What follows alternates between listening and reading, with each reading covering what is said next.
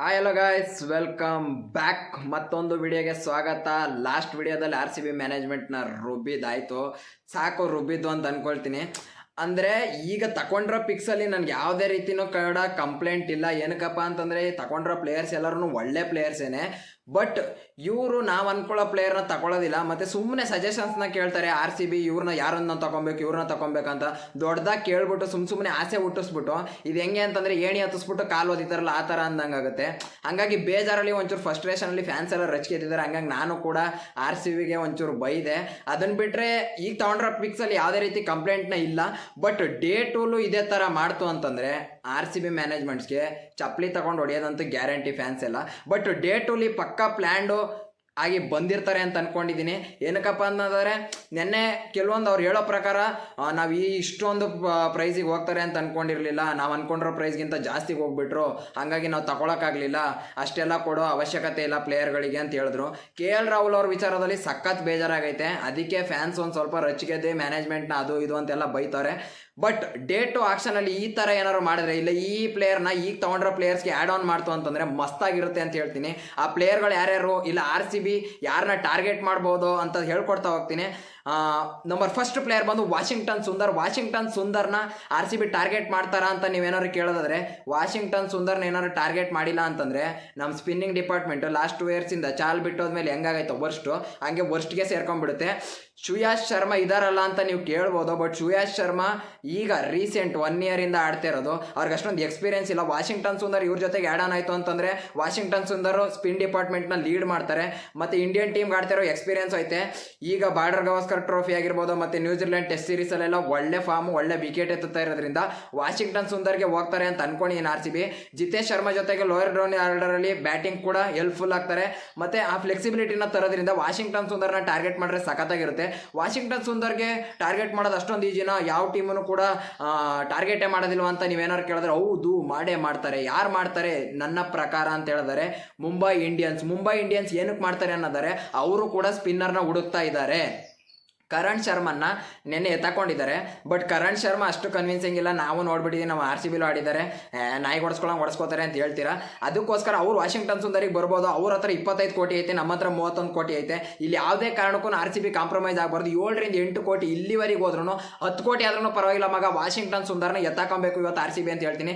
ಬೇರೆ ಯಾವ ಟೀಮೂ ಬರೋದಕ್ಕೆ ಚಾನ್ಸ್ ಇಲ್ಲ. ಏನಕ್ಕಪ್ಪ ಅಂತಂದರೆ 5 ಟೀಮ್ ಅಲ್ಲಿ 10 ರಿಂದ 12 ಕೋಟಿ, SRH ಅಲ್ಲಿ 5 ಕೋಟಿ ಅಲ್ಲಿಗೆ ಬಂದ್ಬಿಟ್ಟಿದ್ದಾರೆ.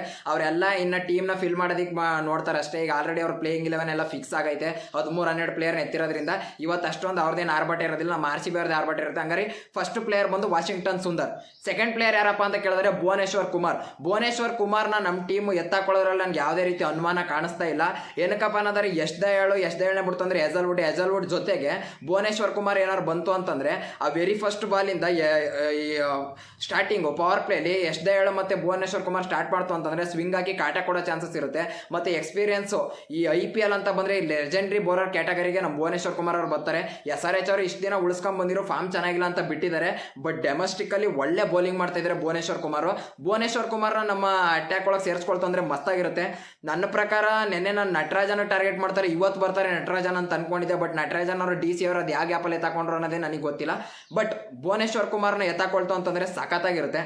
ನಂಬರ್ ಥರ್ಡ್ ಪ್ಲೇಯರ್ ಬಂದು ಗ್ಲೇನ್ ಫಿಲಿಪ್ಸ್ನ ಏನಕ್ಕೆ ತಗೊಬೇಕು ಅಂತ ನೀವೇನಾದ್ರು ಕೇಳೋದಾದ್ರೆ, ಇಲ್ಲ ಏನಕ್ಕೆ ಟಾರ್ಗೆಟ್ ಮಾಡ್ತಾರೆ RCB ಅಂತ ನೀವೇನಾದ್ರು ಕೇಳೋದಾದ್ರೆ, ಯಾಕಪ್ಪ ಅಂತ ಅನ್ನೋದಾರೆ ಅವರು ಟೀಮ್ ಒಳಗೆ ಇದ್ದಾರೆ, ಇಲ್ಲ ಗ್ರೌಂಡ್ ಒಳಗೆ ಇದ್ದಾರೆ ಅಂತಂದರೆ 10 ರಿಂದ 12 ರನ್ ಫೀಲ್ಡಿಂಗಲ್ಲೇ ಸೇವ್ ಮಾಡಿಬಿಡ್ತಾರೆ ಮಗ. ಆ ಥರ ಗನ್ನು ಫೀಲ್ಡರು ಮತ್ತು ಬೆಂಕಿ ಆಲ್ರೌಂಡರ್ ಅಂತಂದರೆ ಬೌಲಿಂಗ್ ಏನು ಮಸ್ತಾಗಿ ಮಾಡ್ತಾರೆ ಅಂತಲ್ಲ, ಪಾರ್ಟ್ ಟೈಮ್ ಬೌಲರು, ಬೌಲಿಂಗ್ ಕೂಡ ಹಾಕ್ಸ್ಕೊಬೋದು ಒಂದು 2 ಅವರ್ ಅವಶ್ಯಕತೆ ಇದ್ದಾಗ. ಹಾಗಾಗಿ ಗ್ಲೇನ್ ಫಿಲಿಪ್ಸ್ನ ಟಾರ್ಗೆಟ್ ಮಾಡೋದ್ರಲ್ಲಿ ನನಗೇನು ಡೌಟ್ ಕಾಣ್ತಿಲ್ಲ. ಮತ್ತು ಬ್ಯಾಟಿಂಗ್ ಡಿಪಾರ್ಟ್ಮೆಂಟ್ ಅಂತ ಬಂದಾಗ ಆ ಫ್ಲೆಕ್ಸಿಬಿಲಿಟಿನ ತರ್ತಾರೆ ಬ್ಯಾಟಿಂಗ್ ಲೈನಪ್ಪಲ್ಲಿ.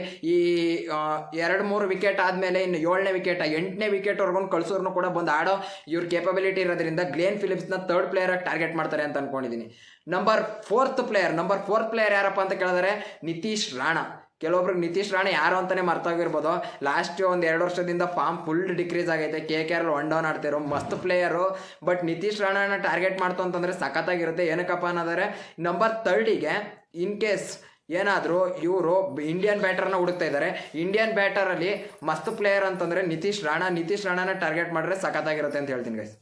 ಮತ್ತೆ ಕಡಿಮೆ ಪ್ರೈಸ್ ಕೂಡ ಸಿಗೋ ಚಾನ್ಸಸ್ ಇರುತ್ತೆ. ಈ ಬೇಸ್ ಪ್ರೈಸ್ಗೆ ಸಿಗ್ಬೋದು ನಿತೀಶ್ ರಾಣಾ. ಹಂಗಾಗಿ ನಿತೀಶ್ ರಾಣಾನೇ ಎತ್ತಕೊಳ್ಳೋದ್ರಲ್ಲಿ ನನಗೆ ಯಾವುದೇ ಡೌಟ್ ಕಾಣಿಸ್ತಿಲ್ಲ. ನಂಬರ್ 5th ಪ್ಲೇಯರ್ ಯಾರಪ್ಪ ಅಂತಂದರೆ ವಿಲ್ ಜಾಕ್ಸ್ನ RTM ಕಾರ್ಡ್ ಯೂಸ್ ಮಾಡಿ ಬೈಬ್ಯಾಕ್ ಮಾಡಲೇಬೇಕು. ಮಾಡಿಲ್ಲ ಅಂತಂದರೆ ಇವರಂತ ಶತದಾಡ್ರವರು ಇನ್ನೊಬ್ರು ಯಾರು ಇಲ್ಲ. ನಂಬರ್ 3rd ಪೊಸಿಷನ್ಗೆ ಇನ್ನೂ ಯಾರು ಅಂತ ಫಿಕ್ಸ್ ಆಗಿಲ್ಲ. ಸಾಲ್ಟ್ ಮತ್ತು ವಿರಾಟ್ ಕೊಹ್ಲಿ ಓಪನಿಂಗ್ ಮಾಡ್ತು ಅಂತಂದರೆ ನಂಬರ್ 3ಗೆ ವಿಲ್ ಜಾಕ್ಸ್ ಬಂತು ಅಂದ್ರೆ ನಂಬರ್ 4ಗೆ ರಜತ್ ಪಟ್ಟಿದಾರು. ಅಲ್ಲಿಂದ ಇನ್ನು continue Livingstone, Jitesh Sharma ಹಿಂಗೆ ಆಡ್ಕೊಳ್ತಾ ಹೋಗೋದ್ರಿಂದ ನಂಬರ್ 3ಗೆ ವಿಲ್ ಜಾಕ್ಸ್ ವೆರಿ ಇಂಪಾರ್ಟೆಂಟ್. ಹಂಗಾಗಿ ವಿಲ್ ಜಾಕ್ಸ್ಗೆ RTM ಕಾರ್ಡ್ನ ಯೂಸ್ ಮಾಡ್ತಾರೆ ಅಂತ ಅನ್ಕೊಂಡಿದ್ದೀನಿ. ಈ 5 ಪ್ಲೇಯರ್ನ ಏನಾರು RCB ಇವತ್ತು ಬೈ ಮಾಡ್ತು ಅಂತಂದರೆ ಡೇ ಟು ಆಕ್ಷನ್ ಫುಲ್ ನಮ್ಮದೇ ಆಗುತ್ತೆ ಮತ್ತು ಟೀಮ್ ಬೆಂಕಿಯಾಗಿ ಕಾಣಿಸುತ್ತೆ. ಈ ವಿಡಿಯೋದಲ್ಲಿ ಇಷ್ಟೇ. ನೆಕ್ಸ್ಟ್ ವಿಡಿಯೋದಲ್ಲಿ ಆಕ್ಷನ್ ಬರ್ತಾ ಇರುತ್ತೆ. ಆಕ್ಷನಲ್ಲಿ ಏನಾದ್ರು ಅಪ್ಡೇಟು RCB ಯಾರನ್ನ ಎತ್ಕೊಳ್ತಾರೆ ಅಂತ ವಿಡಿಯೋ ಮಾಡಿ ತಿಳಿಸ್ಕೊಡ್ತೀನಿ. ಓಕೆ ಫ್ರೆಂಡ್ಸ್, ಬಾಯ್.